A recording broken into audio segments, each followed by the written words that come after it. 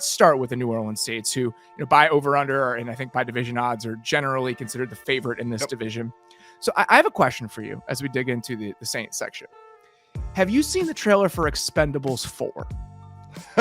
The very tail end of it, I noticed that. I thought it was a joke, but yes, I have seen like 10 seconds of the Expendables 4 trailer. So spoilers, I don't think you could spoil a trailer, but I've seen it a couple times at the movies over the last couple months. It starts with like this Mr. and Mrs. Smith dynamic between Megan Fox and Jason Statham. So you feel like you're getting this new thing. I was like, oh man, what is this? And then Sly Stallone pounds on the door and opens it, and you get him and gruff ass Dolph Lundgren and all the other guys just roll out. That's what the Saints feel like to me. Derek Carr is Megan Fox, but in reality, it's just the same old crew back for one more ride. All these old dudes that are like, let's see what we can get out of this. And I don't even say that to be mean, okay? No. Because the Expendables movies work. Expendables 3 made $100 million. This was 10 years ago, but it made $100 million. So I understand the rationale. They made 3 of them. It's already saying enough. I understand the rationale between keeping this afloat and trying to keep this together, because in some way it is working, but it really does feel like they're trying to get everything they can out of this cast of characters before they all turn into dust. So that's what the Saints feel like to me. They're the Expendables. Dennis Allen is Jason Statham in this analogy. I kind of like that, because that's the marriage now, I guess, with Megan Fox and Derek Carr, if we're continuing that pairing, and he's taking over the lead role over Sly Stallone. That's another thing with I noticed too, sorry, we're just going to keep with movie references, but the new Guardians of the Galaxy, I noticed that they didn't really care about hiding Sly Stallone's height and his like kind of like bit cameo in that. Woo, that was Rocky, you remember Rocky is not a real heavyweight if you actually look at his actual height when you look at him. Because he's like 5'7". Yes. And like Guardians of the Galaxy hit it because they're like, oh no, the aliens are tall, but they just shot it normal. So it was like, yeah, it kind of cracked me up. So speaking of Sly Stallone, I love that analogy. I think that is perfect for the Saints team, because it's like, oh, I recognize so many of these characters. There's a couple new ones, but I'm like, oh, I recognize them from other things. And it's like, it could be good. It could be okay. Like it could be very watchable, but it also could be just schlock. And so that is, I think that analogy is perfect. This team is the Expendable Fours, especially on their offense, more than anything. They were the number 1 team in snap weighted age last year, according to Football Outsiders, the oldest team in the NFL.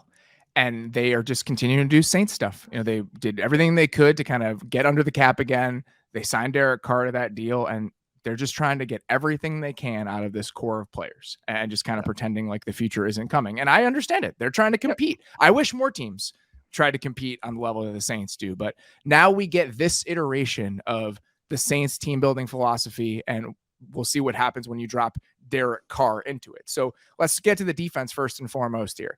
Biggest question about, let's get to the offense. Speaking of Derek Carr, first and foremost here, biggest question about the Saints offense you have heading into 2023. How much of an improvement is Derek Carr over Andy Dalton? I think like the question I had written out verbatim. I mean, it's so funny because they were tiered for years, kind of in the same like tier of quarterbacks. The Cousins like threshold, I guess, is like the spectrum, the anamorphs of each guy is going across and seeing each tier of that, the Jimmy G's of the world. And Dalton was fine last year, but I think actually more than fine in a lot of areas. He was a very efficient. He really was. He was just peppering, just a little BBs everywhere, just little 8-yard gains all over the field. So he was pretty good. I do think, though, that Derek Carr is a little bit of an improvement over Andy Dalton. Think of just some of the aspects of pushing the ball on deeper throws, more down the field, intermediate areas, digs, overs, those types of things. And I actually do think this offense is more conducive for that with Derek Carr. Derek has some traditional skill sets, like some of the under center stuff. And then some of the throws that he is best at are kind of those old school throws. Like I mentioned, the overs and digs. This is a very old schooly NFL type offense. I actually think it'll be a decent fit for him. He actually is a better quarterback as well in true dropbacks. So non-play action, non-screens than Andy Dalton, basically every year of their career. So that right there, he doesn't need the training wheels that maybe Dalton has needed throughout his career. So that's what the optimistic view of dropping Derek Carr into this offense is that he can handle the quote unquote normal baseline quarterback stuff better than Andy Dalton has ever really been able to do as a starter. It's not, when you look at the two offenses and the way they're structured, there's actually a ton of similarities.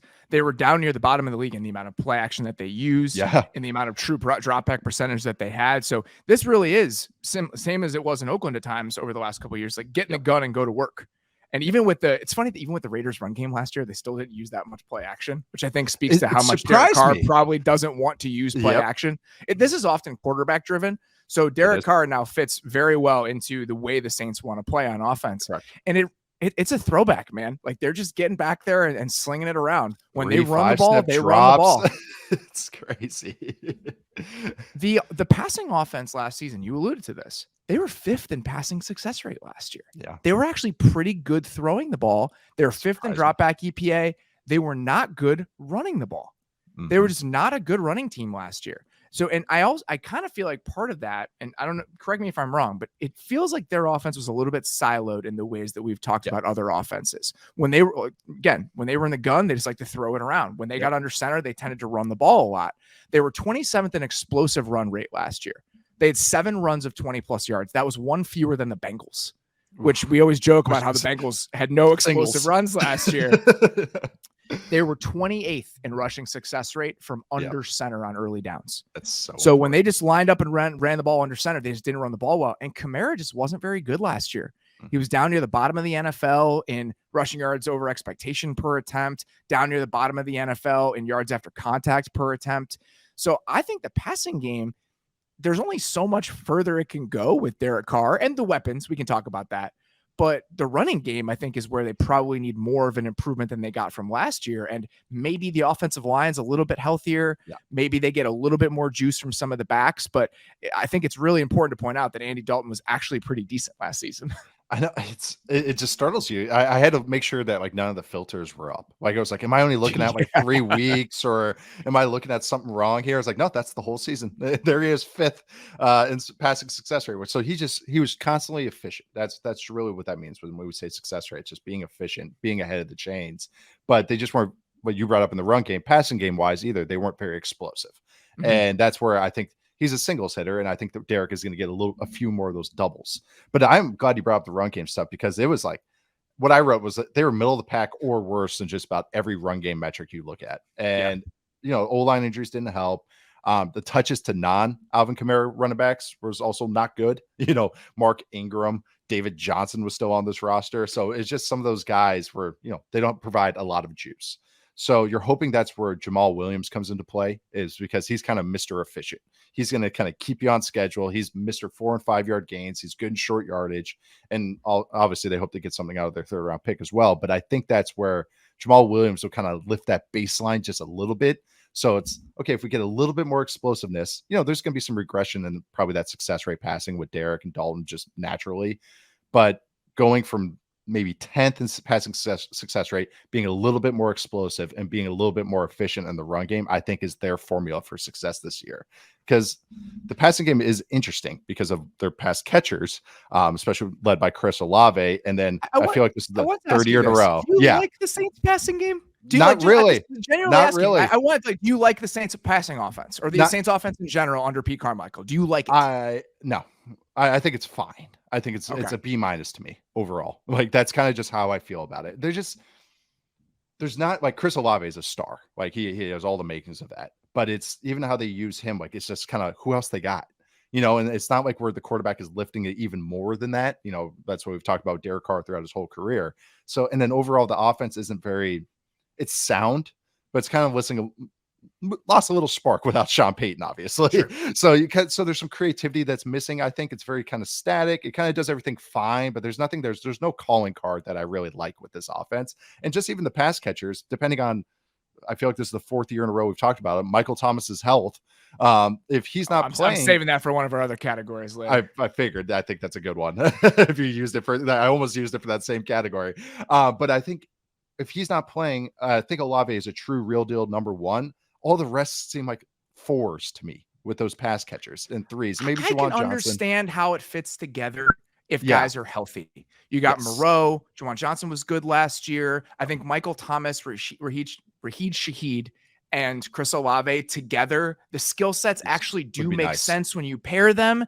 But one Michael Thomas, we're spoiling it. Michael Thomas is my X factor because one Michael Thomas injury, and now we're deep into Traquan Smith territory again, and it all starts to kind of fall apart a little bit, even if we're excited about Chris Olave.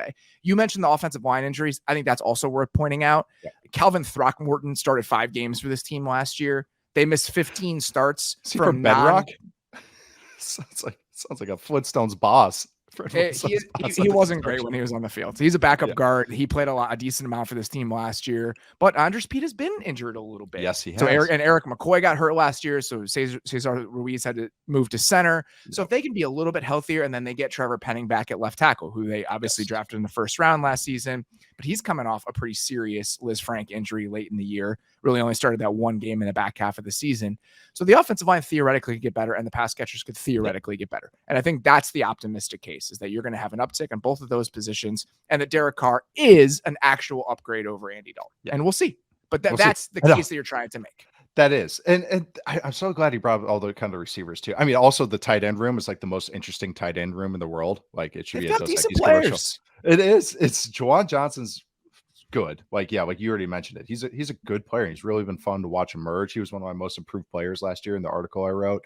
And then also just Fabian Moreau, who I know you like him. He's a good player too. Foster Moreau. What I say, Fabian? Fabian's Moreau. the corner. Just from UCLA. Oh my God, he's still in the league somehow too. But Foster Moreau, I'm sorry, there's 2 Moreaus, and it's Fabian and Foster. I'm sorry, but then and then Taysom Hill, and then this guy is not going to be on the roster. But then Jimmy Graham's in the room right now, which I think is hilarious. I think that's just so funny with the tight end room. But you brought up the Traquan Smith stuff. He's the perfect example of where you do and do not want these pass catchers to be. He's the dirty work Zach Pascal for this offense. He's the blocker, special teamer, number 4 guy. If he's more than your number 4, you're in trouble. If he has to be your number 3 or even number 2.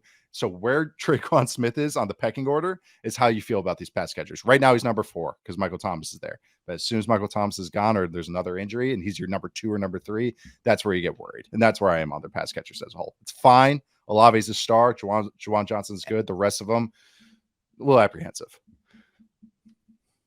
Yeah, and it's not like it's a theoretical thing with Michael Thomas. He's played 10 games in 3 years.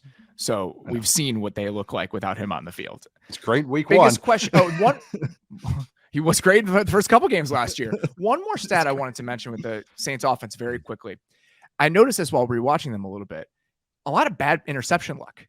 Tip ball interceptions, just bad luck. Andy Dalton had 10 turnover-worthy plays, according to PFF last season. He had 9 interceptions.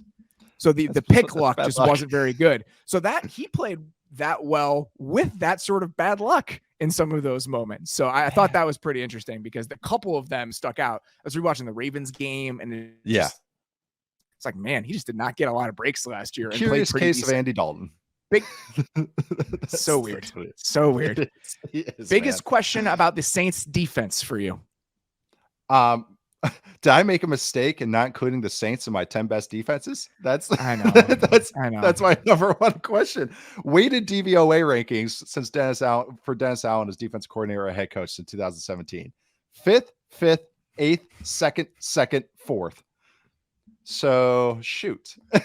But I think, but overall, just not even just a personal rankings and everything, my kind of biggest question is, what does this front look like? I think they have some interesting pieces, but it's still some question marks with those pieces. But I really do like the back 7. Love Pete Werner and Demario Davis as I think they're one of the better linebacker groups in the league. They're really fun and athletic. They both can rush the passer. Kind of a really fun pairing there. And the back end's interesting. Tyrann Mathieu kind of got motivated after leaving KC. He had a nice little bump back last year, and Marcus May only played a few games, so you hope to get more games out of that. So the spine's kind of interesting in the back end, but just a lot of question marks up front. Carl Granderson's going to probably play more snaps than he ever has. They signed Kalen Saunders, who I think is solid, but they have a lot of young guys and kind of unproven guys outside of Cam Jordan, obviously. So it's not bad, but just there's some question marks up there. So that's where I'm at with this defense right now. Some really interesting pieces, but up front's a little bit iffy at this point in time. They had one of the lowest pressure rates in the league last season. Yeah. And they were still a really, really good pass defense. I think that's just difficult to do year in and year out. And I don't think the pass rush is going to get better this year. Like they Yeah. lost pieces from it. I know Marcus Davenport's been hurt on and off and he hasn't been a star, but now you have Carl Granderson stepping in there as a full-time player. You're betting on Isaiah Foskey potentially as a second-round pick. Yep. I mean, it's a lot of unproven guys along that defensive line, and Cam Jordan's like 34 years old. Yep. And he had a lot of sacks last year, but down in and down out, he's just not as disruptive as he's been in years past. It's not his fault. This is what I mean when I'm talking about the expendables, where it's just these guys that we're used to and they're familiar faces, but how much longer can we do this? And also losing talent is the expendables. Like, that's where I thought you were going with the analogy. That's also true. It worked. At a certain point, all the cap gymnastics guys become expendables. Yes, and I know that's a little bit overblown and I don't want to get into that conversation again, but this is a team that is aging. Like there's no denying. Again, they're the oldest team in the league last year. And part of the reason that they were able to do this and pull off this high wire act over the last 5 to 10 years is because of the young injections of talent that have happened. Yep. And along the offensive line or the defensive line, that just hasn't happened to that extent. Marcus Davenport was a guy they spent 2 first-round picks on. He walked in free agency on a 1-year prove-it deal. He was never that guy. Peyton Turner was a first-round pick. They had to use a second-round pick on Isaiah Foskey because Peyton Turner hasn't panned out for them. So at a certain point, you need to refill the coffers with those young, cheap guys, and it just hasn't happened to the same extent for them on defense, especially up front. They've gotten some pieces on the back end. I think they're really deep at corner. I thought Alontae Taylor had some really good moments last season as a rookie, and apparently Paulson Adebo and him are really fighting for that spot, which I think is probably a good thing for the Saints. If a guy that showed you what Taylor did last year isn't necessarily a lock to start. So I love the back end. I'm just worried about what the front is going to look like over the course of the entire season, and can they create enough juice to make this a truly elite defense again? That's it. You lost 680 snaps and 35 pressures from David Onyemata. Demario Davis is already dealing with a calf injury. There's just so many like little tiny breadcrumbs where I have this kernel of doubt about what they can be over the course of the entire year. That's it.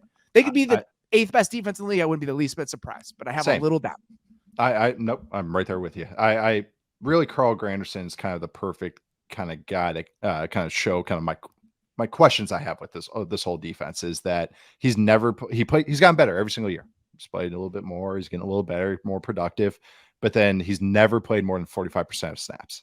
And now he's probably going to play 70%, 60 something percent. So that's the difference is these guys that used to be super role players or rotational pieces now have to be dudes or have to be building blocks, and it could work, but it also could not. And so when you have that kind of unproven, kind of just true guys to kind of put, lynch up that lock down that position unit. So they have Cam Jordan, but he is getting older, but that's just where it kind of the iffiness is, and maybe just like some hesitations with this defense, but I still think they're going to be good. Having said all that, I still think they're going to be at least an above average unit, maybe not top 5, but at least above average. Yeah, if they're hovering around the top 10 again, it wouldn't surprise me whatsoever because of how many bodies they have in the back 7. It's a really good group, and I don't want to bet against Demario Davis, even at this stage in his career. He's been such an awesome player. One schematic note that I wanted to mention. So they were third. They were number 1 in passing success rate on early downs in the second half of the season. Like they were just so good in every metric in the second half of the year. I was like, why did that happen? Like what sort of tweaks happened? So they went from playing like 26% man coverage to 31 on early downs in the second half of the season, which was the highest rate in the league. It was right in line with the Dolphins, and they played less quarters. It was about a 10 percentage point drop. They were second in quarters usage in the first half of the season. They went to 13th in the second half of the season. It was like 25% to 16%. So that little tweak and maybe being a little bit more aggressive on first down might have unlocked something for them. But I was trying to figure out like, all right, what happened? And that was the most notable kind of change I saw in the second half. I mean, they have some team speed, so they can get away with man coverage. So maybe that's why they're just like leaned into that a little bit more. Like that's why I like Werner. That's why I like a lot of their guys. They have some team speed. You mentioned all the corners as well outside of Lattimore. So that's kind of maybe why they leaned into it a little bit. No, that's an interesting stat. X factor for the Saints. Who you got? I had to change it up because I couldn't just list off the quarterback for each of these teams. So I'm going to go with the Saints offensive line. Not only just their health, they've been banged up. Every guy has been like, as soon as someone like Eric McCoy is a good example here. I keep going like, this guy's about to break out this year. This guy's about to break out this year, be a Pro Bowl, maybe even all pro type talent. And then he just gets hurt or banged up, or he gets hurt and he's coming back from injury. He's nursing something for 6 weeks. So he's kind of the guy, because I think he is very talented, but he's got to stay healthy. The rest, Pete's got to stay healthy. Penning has already battled injuries, and he's got to just come along. They drafted him very highly. They used him as a 6th offensive lineman last year a little bit. He also battled injuries as well, and he's still kind of not all the way there yet. So he has to come along. Small school guy. I mean, Yep. the fact that he essentially missed most of his rookie year is tough. Yeah. You're betting on the traits there. Traits and attitude. Those are your that's his calling card. And then Ryan Ramczyk is a very, very good right tackle, but he's also battled injuries. So all these guys, that's the question mark. If they are all healthy and all firing, it's a really good offensive line. This is a good offensive line that can carry this team and really lift the bar. But if they're battling injuries again, that Derek Carr doesn't do great with pressure, especially inside pressure. So that's, if they start battling some injuries, that's where some, the wheels might fall off a little bit. I think that's a good one, the offensive line in general, and because they've had some moving pieces up there. Michael Thomason mentioned it. I just think that if he can stay healthy for a dozen games, and he's truly your number 2 receiver in this offense, it just changes the complexion of the offense because of what that secondary pass catching option looks like. I don't think it's any more complicated than that. Potential breakout player for the Saints. Who do you got? Actually, like a few guys I could go with, which was kind of not what I thought when I maybe went into this exercise. I want to say Chris Olave, but I'm gonna go with Pete Werner. Pete Werner, I think he's a linebacker. He wears number 20, which is also very interesting. That's why he first grabbed my attention his first year. He's just a damn good football player. He's a tackling machine. This guy racks up, and this is just, I'm not trying to bring up an archaic stat here. This guy just racks up solo tackles. Like, this guy runs and hits guys and brings them down, and he just racks them up. He forces fumbles. He gets his hands on the ball. He's a good pressure guy. He's good in coverage. He reads the game very quickly, and he goes. He's shot out of cannon play after play. Very, very fun player. Got, like, first year, good player already, which surprised me. Last year was coming out, and he battled injuries as well, and he was just really ascending. So hopefully, smaller linebackers, this can happen. So hopefully just keeps ascending to what I think he can be, because I think he is a very good player, and I hopefully stays healthy this year, because I think he'll break out. He's a really fun watch. If anyone's watching the Saints defense, watch number 20. He's fun. Yeah, he was really good as a rookie. I was very impressed with him. And like you mentioned, battled some injuries last year. Worth mentioning at that linebacker core, Caden Ellis played well for them last season. He did. When he was thrust into action. He does a couple different things. He can line up as kind of a Sam linebacker on the line of scrimmage. He can blitz. He was really productive pass rusher last year. And he's another guy that they lost in free agency. So just something to keep in mind when you think about that linebacker. Exactly. The depth of that linebacker group. I'm going with Chris Olave. And I know that he probably already broke out to a certain extent. I just think that the general football watching public will talk about Chris Olave differently next year than they talk about him this year. Yeah. This is one stat, but looking at yards per route run last season among players that got 20% or 20% of their team snaps, here are the guys who finished ahead of Chris Olave: Tyreek Hill, Justin Jefferson, Jalen Waddle, AJ Brown, Stephon Diggs, Devontae Adams. That's it. Mm-hmm. And you look at so many efficiency stats as a receiver, but then you combine that with the eye test. Yeah. Like, the guy is unbelievable. The vertical push that he can get, and then how he can kind of snap you off on some of those underneath routes, deep outs, little curls, comebacks. Like, he reminds me of Stephon Diggs. That's who he reminds me of, and the ways that he can affect the game as that size of a receiver.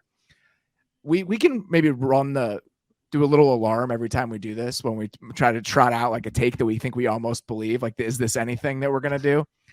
I have an is this anything for Chris Olave. If I had to bet on one player from the 2022 draft becoming like a star, like the best player in that draft over the next 10 years, I would bet on him. Even more than Sauce. More than Garrett Wilson, more than Aiden Hutchinson. If I had to bet on one guy being a star for the next decade, I think I would bet on Chris Olave. It's not a crazy take. I mean, there's a couple linemen I like, so I'm trying to think of them too. Charles Cross. There's a lot of guys in there that are candidates. I think my answer is Chris Olave. No, so my take when he was coming out was that he was probably one of the easiest receivers I've ever graded, as far as, so polished. So polished. He was the best route runner. Him and Devontae Smith are two of the best route runners I've ever graded. And he hit the ground running. Third and fourth down, they're dialing up plays for him, and he's winning one-on-ones. Just he's a perfect route runner. He's up there. Like, he's already top 5, top 6 route runners in the league, and he's only entering year 2. I'm with you. He was my first answer, but I was hoping that you'd mention him because I want to talk about him anyways. My stat, because like you said, every efficiency stat is that he's up there, was that he was 6th in successful routes per route, or successful targets per route. And it's all the big wigs, and then him in 6th. But I like that take because I think he already is a star. So it's I feel like he's just, no matter who the quarterback is, no matter who the situation was, and this is why I liked him, he's scheme and situation proof. He's just a good player. So it's an interesting take. I don't think it's too outlandish, and he'd even win Player of the Year or Offensive Rookie of the Year, even though he should have. That still frustrates me. I would rather have him than Wilson. There's different types of players, but like, he's stylistically, he's the type of receiver that I prefer. And even if you look at some other like underlying numbers, targets per route. So essentially, how often were you targeted when you ran a route on your team? Which players earn targets. It's a real thing. Yeah. The receivers ahead of him: Tyreek Hill, Amon-Ra St. Brown, Devontae Adams, Cooper Kupp, Drake London. Actually, don't you worry. I'll be talking about him in a minute. Chris Olave was 6th. He was ahead of CeeDee Lamb. He was ahead of Stephon Diggs, Hopkins, Jefferson, Mark Andrews, Jamar Chase. Like, those are all the guys just behind him. That's a product of them having no other receivers last year, potentially. True. But this is a guy who was the focal point of a passing offense from day one and was incredibly efficient despite that volume. He's a really, really good player. He's awesome. He's such a fun watch. Like, he is a receiver's receiver too. Like, because it's just perfect, efficient route running, no wasted steps. He has got good hands. He can take you deep. Ask Jalen Ramsey. Like that. He had one of the highest average depth of targets in the league last year. Because they were launching the ball to him. The first month, they used him as like a burner, and I'm like, no. Use this guy like underneath too. Like, and then I want to say it was the Panthers game at Carolina. All of a sudden, they started using him as like a real route runner. I was like, there it is. There we go. Among players with 50 targets last year, he was 5th in average depth of target. He was just behind MVS. He can take the top off. That was the question people had. Then he came out and ran like a 4.3 something at the combine. I was like, yeah, there we go, guys. That's exactly how he plays too. No, long story short, Chris Olave is very freaking good and should be a star, considered a star sooner rather than later. I think we already think he is. What does success look like for the New Orleans Saints in 2023? Win the division. And I don't know.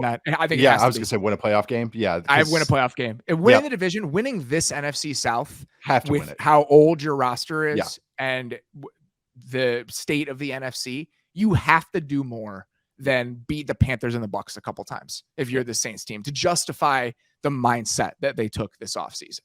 The aggressiveness, going after a 30-something quarterback with the rest of this roster and the rest of this core, you can't just go 10-7, win the NFC South, and get the shit kicked out of you by the Cowboys in the first round of the playoffs. That's not success. Right. I know, because that's how you have to look at it too, is that they're, going to be hosting a playoff team, at least in this headcanon, if they win the division or playoff game, the first round, but they might be hosting Seahawks, 49ers, Eagles, Cowboys, depending who comes in second in those divisions. Like, they might face a real team that actually is going to challenge them. So I think I'm totally with you. It's like, you have to host a playoff game and compete once the playoffs start and just hope to roll the dice. They have to. Like, not making the playoffs is not an option this year, just how this team is built. So if they are the 4th seed, they will likely play the 5th seed. And who would the 5th seed be if you look at win totals? It is the team that finishes 2nd in the NFC East. So it'd be either the Cowboys or the Eagles coming to New Orleans as the top wildcard team. And getting your doors beat off by that team in the wild card round is not successful, even if you make the playoffs. Not for where this team is at in its timeline.